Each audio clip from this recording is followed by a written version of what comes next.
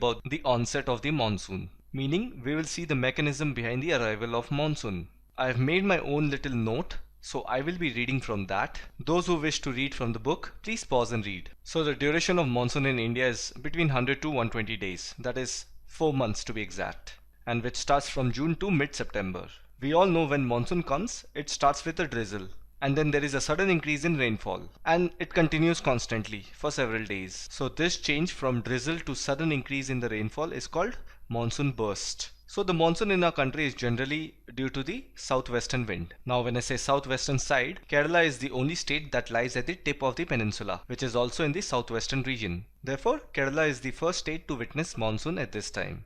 And then the monsoon wind divides into two branches, the Arabian Sea branch and the Bay of Bengal branch. Now exactly after the 10th day, the Arabian Sea branch reaches Mumbai. So 10th of June is the time when Mumbai witnesses rain. Now try to understand this. The monsoon wind comes from southwestern region. So the diagonally opposite side is northeastern region. Therefore at the first week of the June, the Bay of Bengal branch reaches Assam and it starts raining in Assam. So till now we have seen 1st of the June it rains in Kerala and then it goes straight to Assam. Then exactly on the 10th of June it rains in Mumbai, and then by mid-June the Arabian Sea branch of the monsoon arrives over Saurashtra Kutch region, which is in Gujarat and the central part of the country. Now the Ganga plain in our country is a low pressure land and it is in the interior region of peninsula. Hence the low pressure area attracts the wind naturally. Therefore the Arabian Sea and the Bay of Bengal branch merges over the northwestern part of the Ganga plain. Due to this, by the end of June, Delhi receives monsoon shower.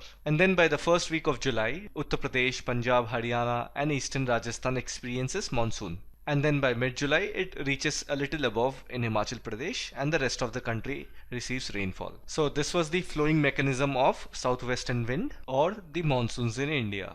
And now we'll read about the withdrawal or the retreat of the monsoon. Now from September onwards, the monsoon in India begins to exit and it starts from northwestern states.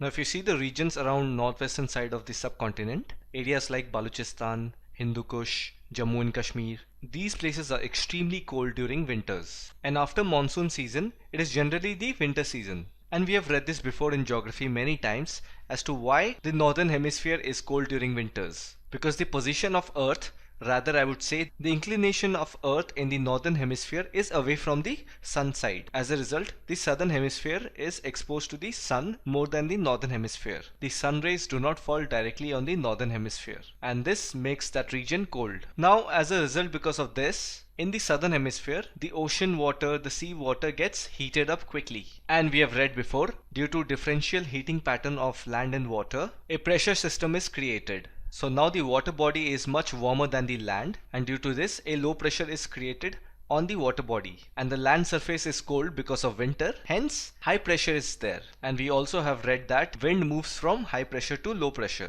and this is the reason the monsoon wind moves from north to south, taking away the monsoon slowly from the northwestern to the northeastern side and then to the southern side of the peninsula. That's why you will witness rain in parts of Chennai in December. I hope the entry and exit of the monsoon wind in India is much clear to you now. Now let's read about the distribution of rainfall. So in India, only the western coast and the northeastern India receives heavy rainfall. We are talking about 400 centimeter of rainfall annually. Just look at this map and you will be able to see what I mean. Now the areas that have the opposite, that is low rainfall, are Rajasthan, Gujarat, Haryana, Punjab, interior states of Deccan Plateau, Leh and J&K. So these are the areas that have very less rainfall. So now that we have covered the minimum and the extreme, rest of the country receives moderate rainfall. So have a look at the map and you can pretty much figure out which are the areas that receive moderate rainfall. Now snowfall is restricted to the Himalayan region only. Now generally the areas that receive high rain will also face floods. That's why you see the coastal region of Tamil Nadu, Mumbai, Goa, Kerala, they receive floods too if the rainfall is very high. And on the northeastern states of Meghalaya and Assam, they receive flood due to the flow of Brahmaputra river. We have read in previous chapters that how Brahmaputra river floods the area of Assam and Meghalaya. Now the areas that have less rainfall, they'll generally face drought. So I hope you understand the connection. So the next topic we are going to read about is the seasons. We have already read this that India has a monsoon type of climate. But we also need to understand that we also have a distinct seasonal pattern. What does it mean? It means that we also have other seasons like summer, winter, and autumn. And I've also told us before that the coastal areas do not experience much variation in temperature. So if you go to a coastal area, all you can see is rainfall or very high humidity. You will rarely see the seasonal pattern or the rhythm of the seasons because you'll be constantly facing the winds coming from the sea. So hardly there is a change in season. So four types of seasons are identified in India. They are the cold, hot weather season, advancing monsoon, and the retreating monsoon. Let's read about each of them in brief. First is the cold weather season, which is also called winter. So this weather starts from mid-November in northern India and stays till February. So you can easily recollect this time by imagining your winter holidays in school. December and January are the coldest month. The temperature decreases from south to north. So this is also called latitudinal change. If you remember in the beginning of the chapter we read, what are the factors that control the weather of a place? So in that question, one of the reason was latitudinal change, that is the horizontal line. The vertical line is called the longitude. The horizontal line is called the latitude. So as we move away from equator, both in northern and southern hemisphere, the temperature starts to decrease. So during winter season, the northeast trade winds prevail over the country. They blow from land to sea. So the reason it's cold in the north at this time is because of the cold winds that are generated in the Arctic Circle. Because the sun rays do not fall directly over the North Pole and South Pole area, so what happens is all the cold wind that are generated at these region, they move towards the equator. And as a result, what happens, these cold wind, when they start coming from the Arctic, they are hugely protected by the Himalayan barrier. And some of the winds that passes by from the northeastern part, those are the winds that go towards the southern region, and these are responsible for rainfall in winter season. Now this winter rainfall is important for the cultivation of rabi crops. Always remember, rabi crops are crops which are grown during the winter season, and kharif crops are the one which are grown during regular monsoon, that is before a winter season. And some of the rabi crops are wheat, barley, and mustard. So this is all about the cold weather season. Now let's read about the hot weather season, which is also called summer. Now it is typically because of the northward movement of the sun. The global heat belt shifts northward.